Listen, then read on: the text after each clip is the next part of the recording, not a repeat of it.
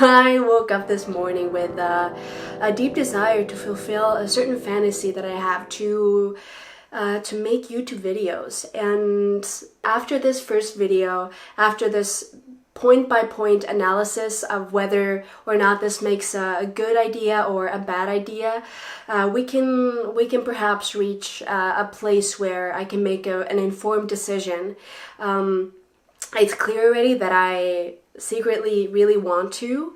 I watch a lot of YouTube of different kinds, and I've received a lot of help and good times from being in the space. I actually love watching people's first videos when they really get started, and when the videos are grainy and they don't really have their fucking opening jingles ready yet, and they're just in their bedrooms or spaces doing their thing, you know? Alright, so reason number one is that potentially making these videos could cater to my narcissism while actually being really dangerous to my ego. So this, I imagine the way that this could be working is I get up in the morning and I put on a nice face of makeup like I did for today, and you know, put a nice top on and imagine that I really have something to contribute here, and then I really get hooked on this process of not really taking too many big risks with what I'm saying outside of just the space, and get kind of comfortable in it. And then as my ego is building on this experience on YouTube that I have, something really smacks me down and hurts me, you know? Traumatized souls unite. Number two, I, amongst many people, am someone who is much more interested and much more in love with ideas that are new and projects that have just this freshness written all over it. And this is one of them, you know. As I have barely started to scratch the surface of the engagement and the presence and the time this would require, it seems like it's such a fucking amazing idea. And I've had amazing ideas before and I've gone after them, and once that newness wears off, I am so likely to drop them, especially because the plate is already relatively full. And so I don't wanna go through that honeymoon period and then my partner, the camera or YouTube, feels like I just use them, abuse them, and lose them. You know, I don't want to fall into that trap again.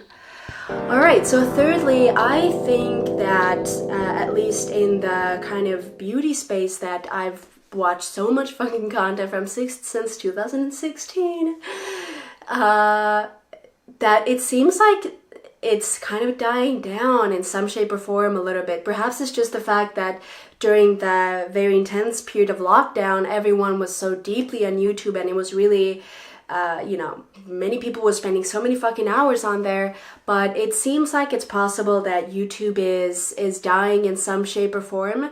And I don't want to be contributing and putting energy towards a sinking ship, you know? Perhaps I should be TikToking and get around, or maybe I should be, I don't know, writing a blog.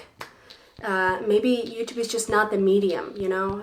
So let's get to point number 4. I wrote down, time is precious. That's why I'm taking up yours. I have things on my project list, things that I need to get done and things that I want to finalize, and to take up something new, something that I perhaps could love. And you know, I'm also thinking, what if I really like it? What if it's just really right and the time that I spend with it feels so valuable? So that's kind of the counter argument to the time is precious thing.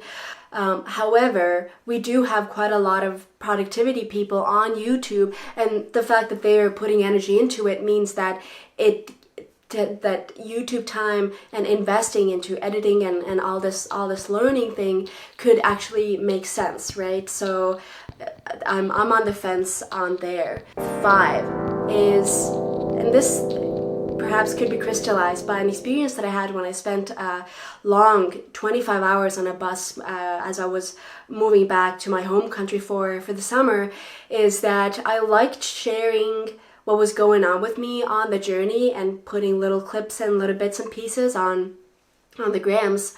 But when people actually kind of reached back and wanted to ask questions or wanted to engage on a more personal level, I really I didn't like it.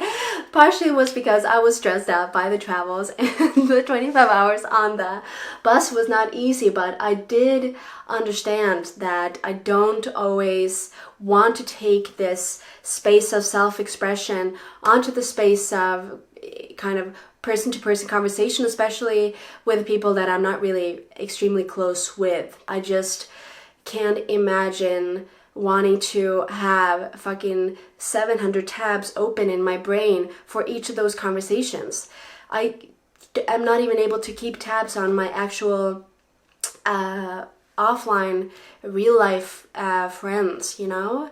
Yeah, it's troublesome. Conversations with strangers, definite potential downside to doing YouTube. I guess maybe that the hack here could be that I could just make stuff that really doesn't get anywhere, and if that goes well, I don't really have to bother with any of that individual conversations with folks, right? So point number 6 is a slightly more intellectual one here, which is that visual culture is the Satan, my medium is writing. So as we all know, medium is the message, and YouTube being so visual, it means that whatever I put out of my face or whatever I put on the screen is going to be interpreted and kind of colored over by the things that you can see, and that kind of reaches your subconscious in a much more direct way than the speech does, especially if I'm talking about more abstract concepts and ideas. I just don't want to contribute to something that moves people's attention away from things that are important to things that are not important, like the color of my lips, for example, right? So reason number 5 is that the reason that I took this 25-hour bus ride, the reason I'm here, and also the reason why I found the energy and the deep desire to submit to this urge to make this video right now, is that I need to rest, I need to recuperate, I need to take in time and not put any out. I need to be in the space of receiving and not being extracted from, let's say, or extracting from within myself. And so in order for me to properly physically heal, I need to, keep in mind that time is precious and actually rest instead of drinking a cup of coffee, getting dressed like a cutie and putting on a camera and then planning to start editing it and managing a channel. You know what I mean? However, it is also possible that I could be healing much better if I, found success and joy in what I was doing. And what if that thing is YouTube, and what if YouTube is my way to healing? I do love speaking. I love talking about things. I love exploring concepts and ideas, and I think YouTube could be a cool space for doing that. And what if that's my panacea? Point number 8, and that's also the last bullet point that I have here for you, I might change. What if I embody this human being in front of the camera here today, through embodying become a person that I actually don't want to be? We all know that humans that we see on YouTube, they have a way of kind of amplifying their personalities, and then as the lens cap is on and the audio is off and the phone is away, the person is a little different. I don't want to become a different person. I just want to give space for the parts of me that I value and that are beautiful and could be useful for people that are viewing me. As I'm listening to myself speak and experiencing the sense of becoming more comfortable with looking at the lens and using my body in a certain way, I already feel the shift from the person that I was in point 1 to the person that I am now as we reach point 8. And I feel like something has shifted, you know? And if that happens over the course of, I think, these 15 minutes that I've been filming, then how would that change over a longer period of time when I'm filming perhaps a video a week or something like this? Am I convinced after thinking about these questions? No, because where I am right now emotionally after listing these off and considering myself in front of the camera, I realized that firstly, I'm comfortable here. Secondly, that I have a sense of autonomy as I'm speaking. And thirdly, that I know that I would regret if I didn't take a risk with this space here and with putting myself out there in this capacity.